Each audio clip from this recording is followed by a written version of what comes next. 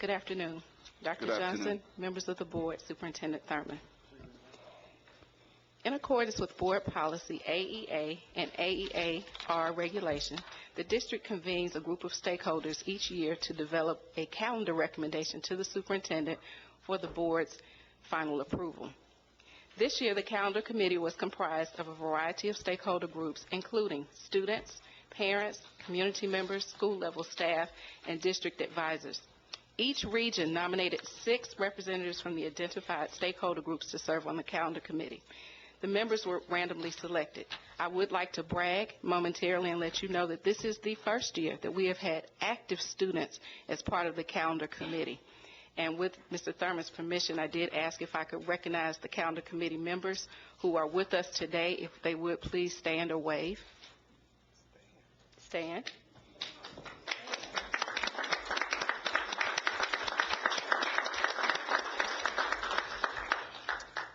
I would like to reiterate what Mr. Thurman said to the group this morning. We thank you for your dedication, your time, and your efforts to develop a calendar option for all of our students and our employees.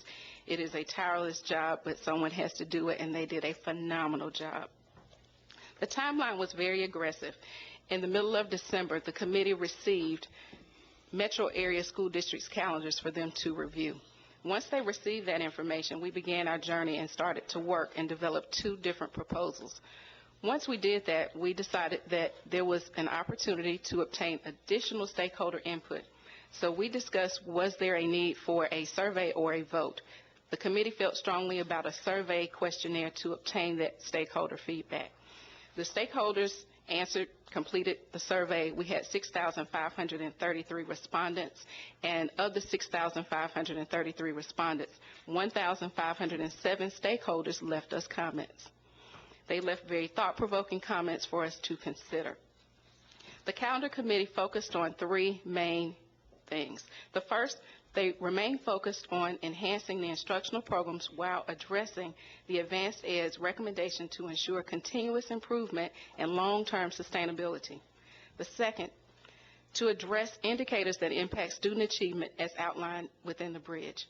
And the third, to align the district's calendar with other similarly sized districts in the metro area. I would like to share some of the highlights of the calendar proposed, and it's immediately following your executive summary. You have 2 different outlooks. You have a calendar overview as well as a visual calendar. The calendar recommendation includes 100 days of instruction, 190 teacher contract days, 5 teacher work days. The first day of school is August the 11th. It takes into account all state-designated testing windows. There are said holidays: Labor Day, Dr. Martin Luther King Day, and President's Day. Thanksgiving break is 1 full week, November 24th through the 28th. Concludes first semester before winter break, and that is to give our students an effort to take all of their mandatory tests before a lengthy break. December 22nd through January 2nd would be the winter break. Post-planning, this was very critical, and this is information we see from our teacher stakeholders, that they have a date to plan before second semester begins. So the post-planning, pre-planning day is January the 5th. Second semester begins on January the 6th. And spring break, it coincides with our metro area districts. And this is huge for our employees, in keeping in mind that our employees work in many different districts and live all over Georgia. So the spring break is April 6th through the 10th. The last day of school, May 22nd, and post-planning May 26th through 27th. In an effort to be transparent, the committee did request early on that they have the opportunity to provide the board with feedback. And this was very difficult to say, what type of feedback? And one of our teachers said to us, we need to be fiscally responsible and we need to be transparent. If the board has to, during the budget cycle, include furlough days, which we don't want, we've heard our superintendent today, our board chair, could we give them input? Could we prioritize and recommend days? So that's a new addition from the committee. You will see that they have prioritized 3 suggested workday reduction or furlough days if necessary. And then you will also see the calendar. And it is requested that the Board of Education consider the proposed calendar recommendation, and this would establish the calendar for the period of July 1st, 2014 through June 30th, 2015. As the district develops procedures for monitoring and evaluation, and we move towards long-term sustainability. The calendar committee will entertain developing a 2-year calendar, but at this point, we only developed a 1-year calendar recommendation. Question. Mr. Orson. Couple of questions for you, and I appreciate your comment about the 2-year calendar. I think it would really be helpful long-term for us to be thinking about that. I think one of the rightful criticisms, we'll all have a hand in this, is we're the last system, I think, to get our calendar up for next year. And we have lots of reasons, but we've just got to get better at this because it makes it incredibly hard for parents and families, teachers to plan.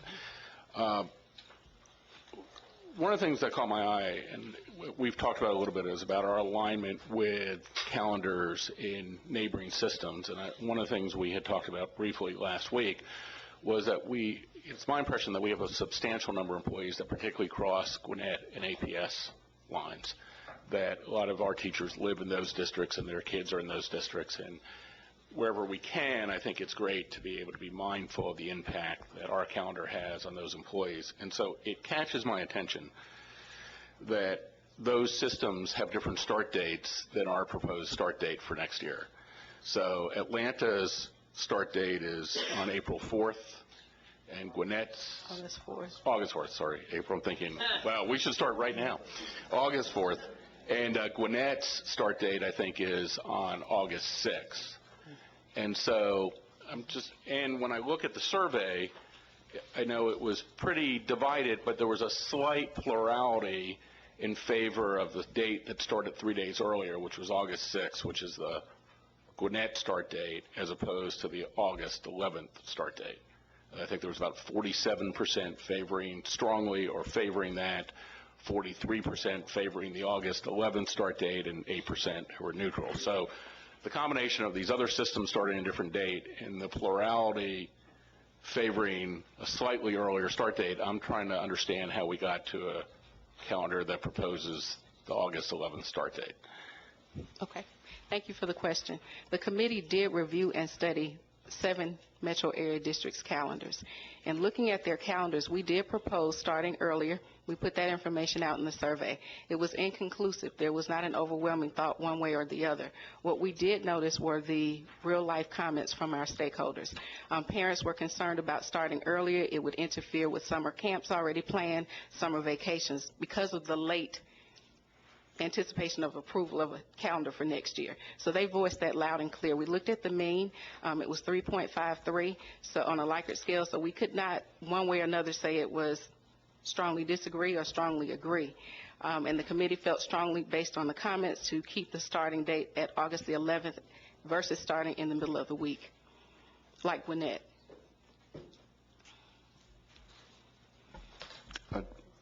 Mr. Mayfield.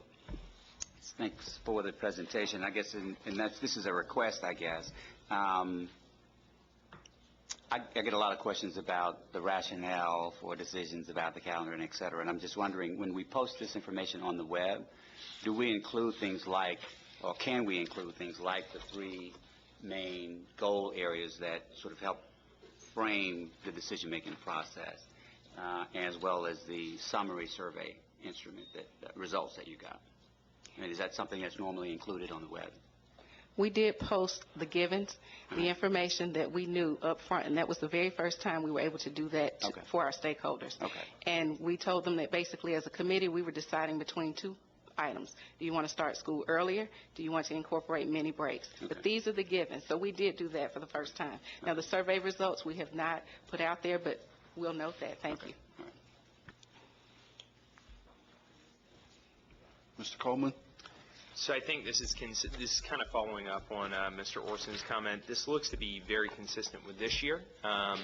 When I look at the breaks in particular, so I heard the point about a start date. I guess one question I had was, assuming it sounded like Gwinnett and APS are starting earlier than DeKalb, are they incorporating this idea of a mini break in the fall, and we're basically foregoing that mini break? Is that the big difference? They have incorporated breaks. They have a March 13th work day, so that's one day, and then they also had a day around Columbus Day. Right, Got it. an additional day. Okay, which is part of the reason they're starting earlier. Are they ending for winter break early then, or December winter break early? No. So do our winter breaks and spring breaks align pretty closely with the other metro areas? Are we pretty consistent Yes. there? Yes, sir.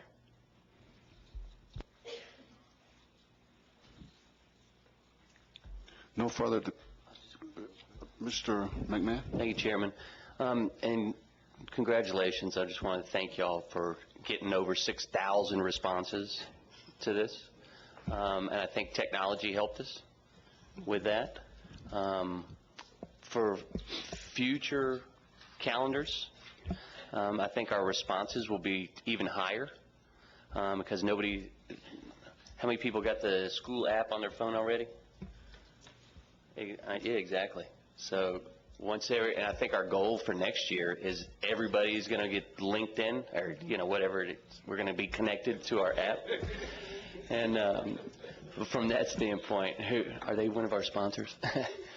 But so I commend the IT department on using technology to communicate with our stakeholders, and I look forward to even more communication and feedback from our stakeholders in the future. So thank you very much on both of y'all. Thank you. Yes, sir. Last question, Mr. Orson. Yeah, I had a question which relates to actually this year, but also going forward, because it's been one of those things as a parent that has always perplexed me. Weather and snow days. So we have this sort of, right?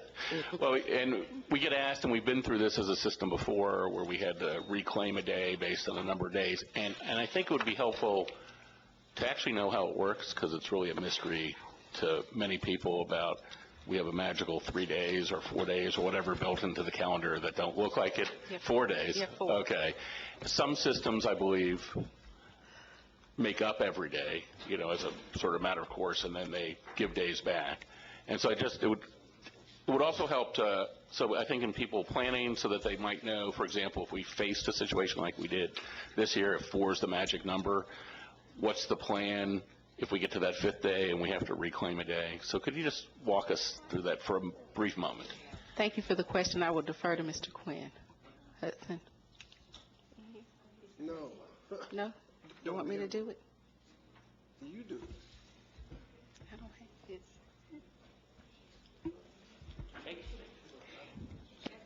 He's the wordsmith. Okay.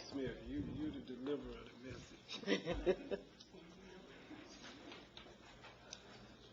Mr. Hudson fainted back there. He almost fainted back there. He has written up in your packet, Mr. Orson, is a brief outline of some of the options that we're facing. Do you all have it? I don't think they have it. I don't think they have it. It's not in my Oh, name. we need to pass it out. Okay. Gonna We get need to copies? pass this out. Yeah, I don't. Where are copies? Okay. The state board rule allows local school districts to have a calendar between 176 and 180 days without penalty.